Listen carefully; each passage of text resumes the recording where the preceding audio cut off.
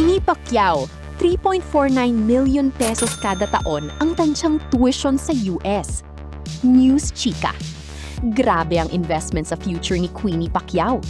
Ang 17-year-old na anak ng boxing legend na si Manny Pacquiao ay nakatakdang mag-aral sa Loyola University Chicago sa United States, kung saan kukuha siya ng degree sa forensic science. Matapos ang kanyang graduation sa Brent International School Manila, isang bagong chapter naman ang haharapin ni Queenie at hindi biro ang halaga ng kanyang pag-aaral sa Amerika.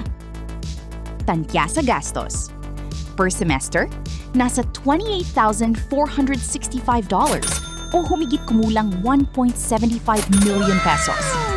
Isang taon, nasa $56,930 o humigit kumulang 3.49 million pesos.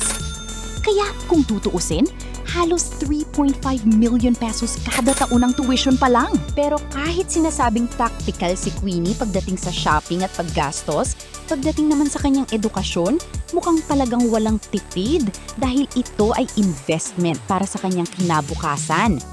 At ang nakakatuwa, hindi lang basta degree ang pinili niya.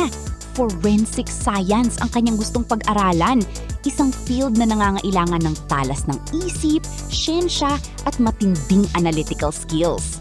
Kaya tanong ng mga netizens, practical sa shopping, pero bongga naman ang investment sa education. Agree ba kayo? Ikaw, kung ikaw ang nasa kalagayan ni Queenie, pipiliin mo rin ba ang ganitong kamahal na education para sa future? Comment down below kung nagustuhan mo ang ganitong video mga kamars. See you sa next video!